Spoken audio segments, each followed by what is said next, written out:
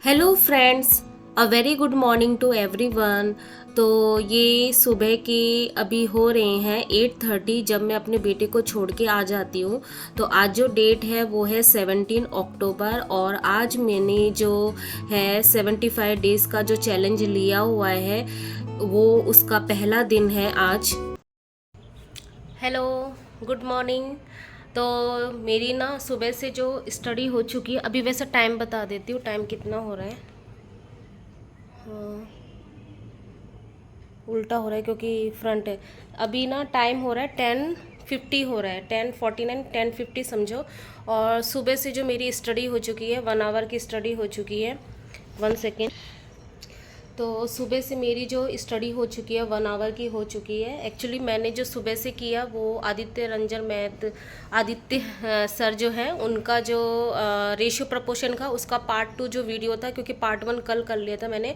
आज मैं पार्ट 1 करूँगी, मतलब कर लिया है। अब मुझे क्या करना है, PYQ से मतलब प्रैक्टिस करनी है।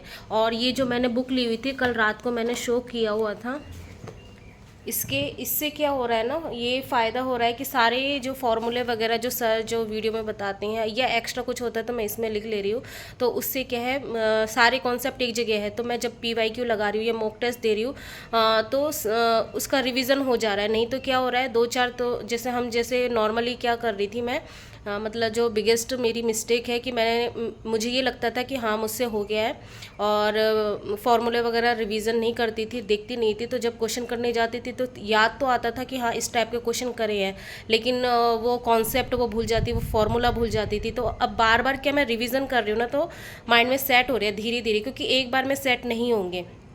ठीक है, तो ये बुक इसीलिए मैंने परचेज़ की थी। लेकिन मैं यही बोलूँगी कि किसी को भी रिकमेंडेड नहीं है, क्योंकि मेरे पास इतना टाइम नहीं था, क्योंकि मेरा जो सब्जेक्ट मैथ है पार्ट 2, तो उसमें ना बहुत सारा टाइम कंज्यूम वहीं पे हो जाता है। तो उसकी वजह से ना क्या हो रहा है, पार्ट 1 में मेरे पास टाइम कम हो रहा है, उसकी वजह से नोट्स वगैरह बनाने में इसमें प्रॉब्लम आ रही थी। इसमें क्या सारी जगह एक जगह है, तो मुझे बार बार नोट्स नहीं बनाना, क्योंकि मैंने कुछ ही चैप्टर है जैसे रेशियो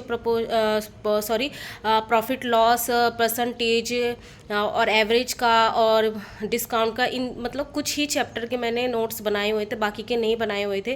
तो फिर जब मॉक टेस्ट देती थी ना, तब ये प्रॉब्लम फेस बार बार मुझे करनी पड़ रही थी कि फॉर्मूले एक जगह नहीं थे, बार बार रिवीजन अलग अलग बुक देख के या वीडियो देख के कर रही थी, तो टाइम काफ़ी कंज्यूम हो रहा था। इसलिए मैंने ये बुक परचेज़ की थी। तो ये है, किसी के पास अगर टाइम है और किसी ने बना रखा है तो प्लीज़ उसी से ही करो, क्योंकि मेरे पास तो आपको पता है मेरे पास इतनी सारी बुक्स नहीं हैं। तो बुक्स की शॉर्टेज की वजह से, क्योंकि मेरी काफ़ी बुक्स जब मैं चेन्नई शिफ्ट हो रही थी काफ़ी बुक्स हैं वो रद्दी में चली गई थी, क्योंकि यहाँ पे मैं लेके नहीं आ सकती थी।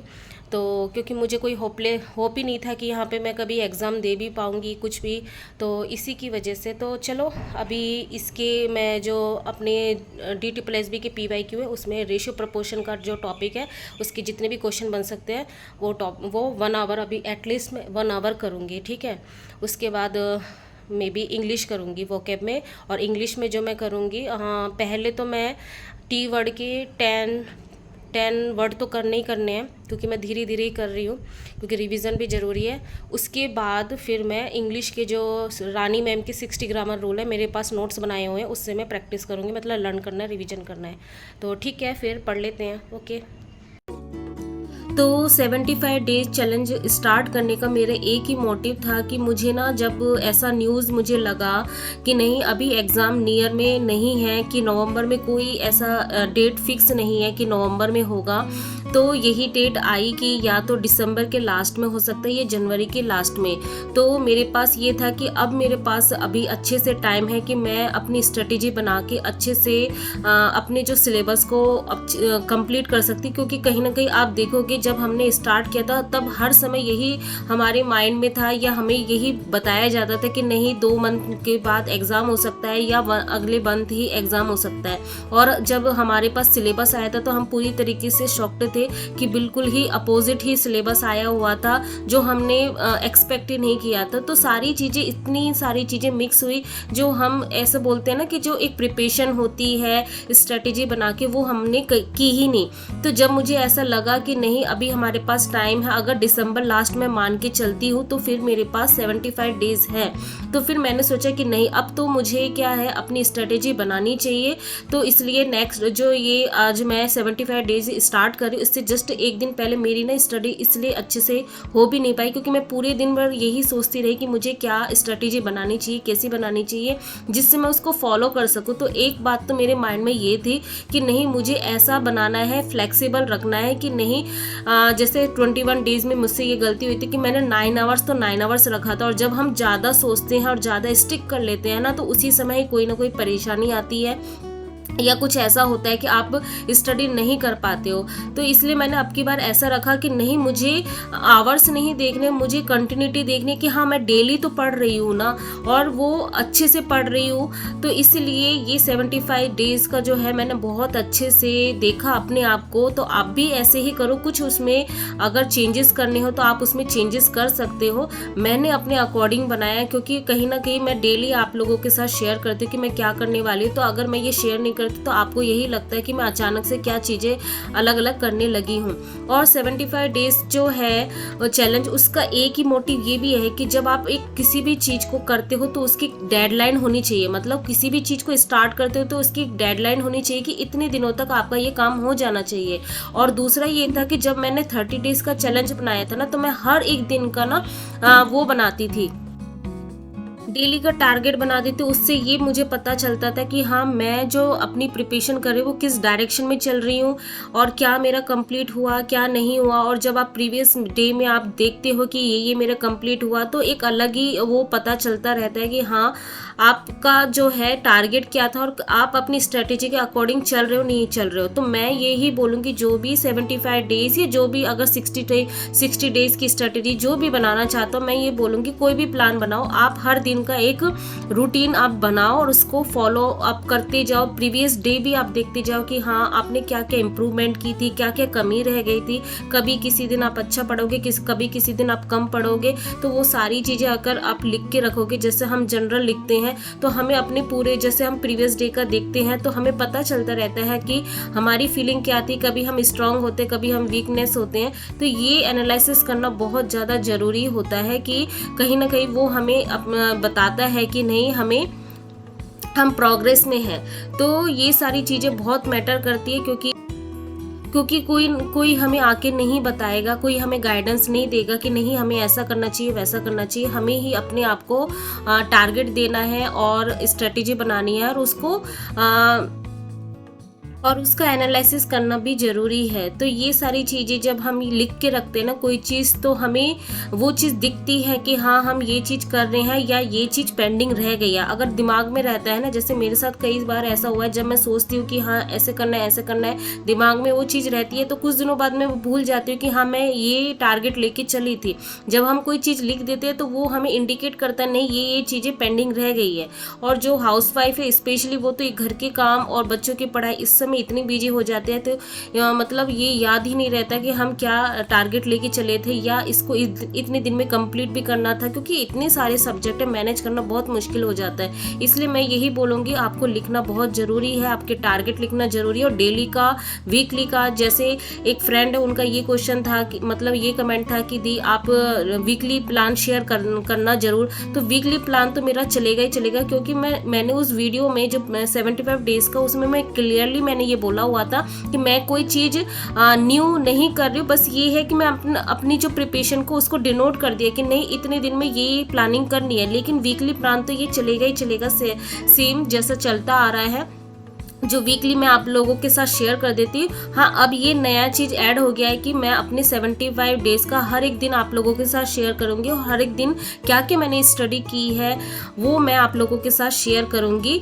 चाहे छोटा सा ही वीडियो सही। क्योंकि कभी कभार ऐसा होता है कि मैं स्टडी कर रही होती हूँ तो डेली ऐसा मन भी नहीं करता है कि डेली शूट करो, डेली वीडियो बनाओ, क्योंकि आप ऑब्वियसली घर के काम से, स्टडी से इतना थक जाते हो, फिर उसके बाद एडिट करना, क्योंकि ऑब्वियसली बात है कि डेली एडिट एडिट करना, उसको पोस्ट करना बहुत काम हो जाता है। तो ना, अगर बड़ा ब्लॉग ना सही, पूरे दिन का ना सही, छोटा छोटा ब्लॉग में आप लोगों के साथ जैसा होता है कि डायरेक्ट कैमरे के सामने आके बता देना कि मैंने क्या क्या किया, इस तरीके से मैं मेरी प्लानिंग चल रही है। क्योंकि कहीं ना कहीं जब मैं आप लोगों के साथ शेयर करती हूँ ना, तो वो चीज़ मुझे अच्छी लगती है। मुझे ऐसा लगता है कि हाँ, कोई है जिसको मैं बता रही हूँ कि ये मैं कर रही हूँ। जब आप किसी को बता रहे होते हो, किसी के साथ शेयर कर रहे होते हो अपनी प्रिपरेशन, तो कहीं ना कहीं आपको लगता है कि हाँ, आप एक ग्रुप में हो, आप अकेले नहीं हो। क्योंकि अकेले में हम कहीं ना कहीं खो जाते हैं कि स्टडी हम क्या मतलब क्यों कर रहे हैं, क्या किस लिए कर रहे हैं, मतलब एक अजीब सा माहौल बनता है। ठीक है, जब ऐसा लगता है ना कि नहीं, सब लोग मिलके पढ़ रहे हैं, तो एक अच्छा लगता है कि सब लोग स्टडी कर रहे हैं, मुझे भी स्टडी करना चाहिए। तो वही बात है। तो आप लोगों से भी यही है कि आप लोग भी अपना स्टडी प्लान बनाइए और उसके अकॉर्डिंग चलिए। क्योंकि बहुत सारे लोग ऐसे हैं जो यही सोच रहे हैं कि नहीं, अभी विंटर में DSSB एग्ज़ाम नहीं लेता और उसकी प्लानिंग में नहीं है। लेकिन हमें नहीं पता कि उसकी प्लानिंग क्या है, कुछ नहीं हमें नहीं पता। तो हमें अपनी प्रिपरेशन करनी है। लेकिन हाँ, नवंबर में कोई डेट नहीं है, तो दिसंबर के अगर लास्ट में होता है तो हमारे पास ये टाइम है, तो हमें उसको यूटिलाइज़ करना चाहिए। क्योंकि कहीं ना कहीं जो है, हम जब एग्ज़ाम की डेट आ जाती है तब मैक्सिमम लोग प्रिपरेशन करते हैं, और यही सबसे बड़ी गलती उनकी होती है। क्योंकि आपको भी पता है कि इस तरीके से प्रिपरेशन नहीं होती है। मैं इतने दिन से पढ़ रही हूँ, लेकिन अभी भी मॉक टेस्ट देती हूँ जब भी, तो मुझे अभी भी शिवरिंग होती है कि पता नहीं मेरे कितने मार्क्स आएंगे, क्या आएंगे। तो यही होता है, जब ये शिवरिंग, ये डरना, ये तभी हमारा दूर हो पाएगा जब हम बहुत सारी मल्टीपल टाइम से मॉक टेस्ट दे पाएंगे।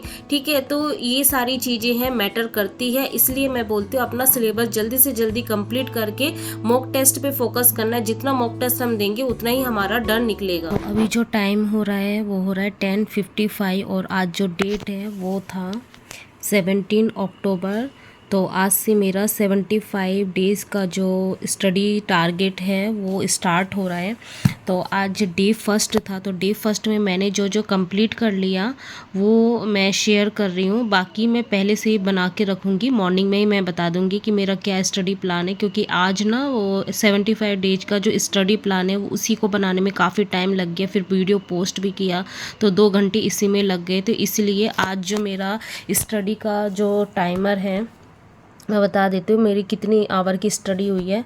तो मेरी ना अप्रॉक्स 8 आवर्स की स्टडी हुई है। क्योंकि मैंने वीडियो, पहले मुझे सोचना था कि 75 डेज़ में क्या क्या मेरी प्लानिंग रहने वाली है। एक्चुअली थोड़ा बहुत तो ब्लूप्रिंट तो मैंने बना रखा था कि क्या क्या करना है, लेकिन उसको लिखना भी, डेकोरेट करना भी, तो फाइनल जो है बनाने में टाइम लगता है। तो अप्रॉक्स मुझे 2 आवर्स लगे थे 1 आवर से स्टडी प्लान बनाने में जो है, और 1 आवर वीडियो को एडिट वगैरह ये सब करने में। तो काफ़ी टाइम इसी में कंज्यूम हो गया था आज। तो नहीं तो मेरी 9 आवर्स की स्टडी हो जाती आज। तो कोई नहीं, तो मैं इस बात में हैप्पी हूँ कि मेरा आज जो दिन गया ना बहुत अच्छा गया। क्योंकि मैं स्टडी बहुत अच्छे से कर पाई जो जो मैं चाहती थी। जैसे कि GS में मेरा आज भारत का भौगोलिक स्वरूप, ये मेरा आज पूरा कॉन्सेप्ट है ना, ये बहुत अच्छे से कंप्लीट हो गया। क्योंकि कल जो मैंने किया था भारत के बांध किए थे। और हाँ, मैं एक चीज़ क्लियर करना चाहती हूँ, 75 डेज का जो स्टडी टारगेट जो प्लान रहने वाला है ना, इसमें जो वीकली प्लान जैसे मैं डेली मतलब हर वीक शेयर करती थी वही वीक चलेगा। लेकिन अब क्या है, हम हर दिन को बता रहे हैं कि ये हमने एक कोई भी प्लान स्टार्ट किया है, कोई भी स्टडी हम कर रहे हैं। हमें नहीं पता था पहले कि हम क्या करने वाले, नहीं करने वाले। लेकिन अभी हमारे पास क्या है, डे है कि नहीं, इतने टाइम पीरियड के अंदर हमें ये चीज़ें कंप्लीट कर लेनी है। अब हम क्या करेंगे, हर एक दिन को यूटिलाइज़ करेंगे अच्छे से कि नहीं, इस दिन में मुझे ये चीज़ें करनी है। और हर दिन जब आप नोट करोगे ना, तो और आपने जो 75 डेज़ का जो स्टडी रूटीन बनाया हुआ है उससे मैचअप करते हुए जाओगे तो आपको पता चलता रहेगा कि आप किस डायरेक्शन में जा रहे हो। कहीं आप किसी चीज़ में टाइम तो वेस्ट नहीं कर रहे, एक्स्ट्रा टाइम तो वेस्ट नहीं कर रहे हैं जो आपके यूज़फुल नहीं है। तो डेली का आपको हर एक दिन का टारगेट बनाना है, लिखना है, और उसको बार बार आपको एनालिसिस भी करना है कि आप सही टारगेट पे हो या नहीं हो। जो आपने 75 डे का जो एक रोड मैप बनाया हो उससे आपको मैच करते हुए चलना है कि हाँ, 45 डेज़ में आपका मैथ कंप्लीट हुआ नहीं हुआ, रीजनिंग कंप्लीट हुआ नहीं हुआ। डेली का आप इंग्लिश का जो डेली के टारगेट हैं, जो 2020 के मैंने बताया, 20 वोकैब के, तो यहाँ मैंने लिखा नहीं है, मैं लिख देती हूँ, एक सेकेंड। तो जैसे डेली का रहता है 20 वॉकैब, 20 आपके वन वर्ड, 20 आपके ईडियम्स, ये डेली के चलते हुए रहेंगे। ठीक है, तो मैं यहाँ से यहाँ आगे पहले तो चलो इसी के बारे में बात कर लेते हैं। तो आज जो मेरा जो है 25 ग्रामर जो रानी मैम के है, 60 ग्रामर रूल में से 25 मेरा कंप्लीट हो चुका है। तो अभी इस वीक में ओनली फ्राइडे और सैटरडे, ये 2 दिन में ही मैं अगर 10 भी करती हूँ तब भी मेरे ख्याल से ये कंप्लीट नहीं होगा, तो मे बी नेक्स्ट वीक चलेगा। तो नेक्स्ट वीक अब देखते हैं, क्योंकि मेरा ये प्लान है ना कि अब जो भी हम पढ़ रहे हैं ना कि बहुत अच्छे से पढ़ना है, मतलब अपना पूरा ऑनेस्टी दिखाना है, जितना भी होगा सिलेबस, ठीक है, लेकिन हमें पूरी ऑनेस्टी दिखानी है उसको कंप्लीट करने में। ये हमें हर चीज़ देखनी है, हमें किसी को मतलब शो अप नहीं करना है कि नहीं हमने बहुत जल्दी टारगेट फिनिश करने, हमारा सिलेबस कंप्लीट हो गया, लेकिन हम एक्चुअल में जब मॉक देने जाए तो हमारे नंबर ही नहीं आ रहे। मेन है अच्छे से स्टडी करना है, बहुत खुश होके स्टडी करना है, दुखी होके स्टडी नहीं करना कि नहीं आज इतना घंटा पढ़ने है, उतना इंजॉय करते हुए। तो क्योंकि उसके बाद ना हम ज़्यादा दिन तक उस चीज़ को हम रिटेन कर पाएंगे, अच्छे से अंडरस्टैंड कर पाएंगे, तो वो ज़्यादा लॉन्ग टर्म तक रहेगी। ठीक है, फ्रस्ट्रेट होके हमें स्टडी नहीं करना। तो मैथ में जो है मैंने कल ही बता दिया था, रेशियो प्रपोर्शन मेरा जो आदित्य रंजन सर का वो कंप्लीट हो चुका। तो मैंने ना आज MCQ किए हुए थे क्वेश्चन, जो PYQ है, सॉरी यहाँ PYQ लिखना था, तो PYQ किए थे। जो मेरे पास ई बुक है DSSB की, उससे मैंने PYQ किए हुए थे। तो काफ़ी क्वेश्चन हुए थे, लेकिन कुछ क्वेश्चन अभी हैं थोड़े बहुत, वो नहीं हुए जितने मैंने किए थे, मतलब 30 क्वेश्चन अप्रॉक्स मैंने किए थे। ठीक है, तो उसमें से मतलब 5 से 6 क्वेश्चन है वो नहीं हुए, वो मैंने मार्क करके रखे हैं, तो वो मैं कल देखूंगी। और मैं देखती हूँ कि अगर और कोई सर, मतलब आदित्य रंजन सर का ही मुझे अभी समझ में आ रहा है, तो सर का एक दूसरा चैनल भी है, खुद का चैनल है आदित्य सर कॉन्सेप्ट, मैं शायद कल मेंशन कर दूंगी, उसमें मैं देखती हूँ, क्योंकि उसमें ना बहुत सारे सर के ना 1 शॉर्ट वीडियो हैं जो डीपली अंडरस्टैंड, किसी भी टॉपिक के बारे में अगर डीपली अगर पढ़ना है तो हमें कोई कोर्स खरीदने की ज़रूरत भी नहीं पड़ेगी, उससे हम अच्छे से पढ़ सकेंगे। तो मैं कल ये इसके बारे में देखूंगी, क्योंकि आज मुझे ये कल मैंने कॉन्सेप्ट किया था तो मुझे क्वेश्चन करने ही करने थे, तो मैं आज इतना सर्च नहीं कर पाई। तो कल मैं सर्च करके आप लोगों के साथ शेयर करूंगी जो भी मैं करने वाली होंगी। ठीक है, तो मैथ हो गया, इंग्लिश हो गया, GS मैंने बता दिया, रीजनिंग में मैंने जब ब्लड रिलेशन जो किया, जो नोट्स बना रखे उससे पढ़ लिया था, जो प्रियाल मैम से जो मैंने वीडियो देख के बनाया हुआ था नोट्स, उसको थोड़ा पढ़ लिया। फिर प्रैक्टिस करने के लिए मैंने क्या किया कि मैं खुद से पढ़ूंगी, टाइम लगेगा, तो मैंने सर की जो पीयूष सर वर्षानी सर है, उनका जो वीडियो है ब्लड रिलेशन का, जो टॉपिक वाइज जो प्रैक्टिस करवा रहे हैं, वो वाला वीडियो मैंने देखा होता। एक वीडियो तो शायद वो 1.5 घंटे का था, तो मैंने स्पीड ज़्यादा करके मैंने 1 आवर में उसको कंप्लीट कर लिया। तो ये भी आज मेरा कंप्लीट हो गया। तो ये जो कंप्लीट हो गया वही मैंने लिखा, क्योंकि मैंने पहले से बनाया हुआ नहीं था कि क्या मुझे करना है, क्योंकि मुझे ये प्लानिंग बनाना था 75 डे टारगेट स्टडी प्लान, तो इसी में बिजी हो गई थी। दूसरा जो है पेपर 2 जो मेरा सब्जेक्ट मैथ है, उसमें पार्शियल डिफरेंशियल इक्वेशन जो कुछ कॉन्सेप्ट बच गए थे वो मुझे कंप्लीट करना था, लेकिन ये कंप्लीट तो हो गया, लेकिन कुछ अभी भी ना मुझे खुद से सर्च करना है, क्योंकि 2nd डिग्री का वो सिलेबस में कंप्लीट है, लेकिन मुझे वो क्वेश्चन नहीं दिख रहे हैं। और बाकी मैंने इससे आज जो है क्वेश्चन की प्रैक्टिस की हुई थी, ये जो बुक है अभी मैं इसी से ही कर रही हूँ। ठीक है, तो ये देखो, इसमें से मैंने काफ़ी क्वेश्चन किए हुए हैं। ठीक है, जो भी पार्शियल के थे ये सारे हो जा रहे, कुछ को छोड़ के ना हो जा रहे, मतलब ऐसा नहीं है पहले जैसे हो नहीं रहे थे, अभी थोड़े थोड़े होने लगे। तो ये भी बहुत बड़ी बात है, क्योंकि इतना हाई लेवल की स्टडी खुद से करना, क्योंकि आपको पता ही है कि मेरा जो मैंने बैच ख़रीदा हुआ था उसमें जो मैम ने तो डिफरेंशियल इक्वेशन और ये PD तो करवाई ही नहीं, उन्होंने ये करवाया नहीं ये पोर्शन। तो ये मैंने जो किया हुआ है GP सर से किया हुआ है। ठीक है, सर गजेंद्र पुरोहित सर, उनका यूट्यूब चैनल है, तो वहाँ से मैंने किया हुआ है, तो वहाँ से पहले समझ के फिर इस बुक से मैं प्रैक्टिस कर रही हूँ अभी हाल फिलहाल। और जो MSc MCQ की बुक है इसके बाद जस्ट बाद ही मैं उसको करूँगी। ठीक है, वो ऐसा नहीं है कि मैं उसको नहीं करूँगी, जो भी होगा मैं आप लोगों के साथ शेयर करूँगी। तो यही था आज का दिन, फिर मिलते हैं नेक्स्ट ब्लॉग में, तब तक के लिए बाय, गुड नाइट।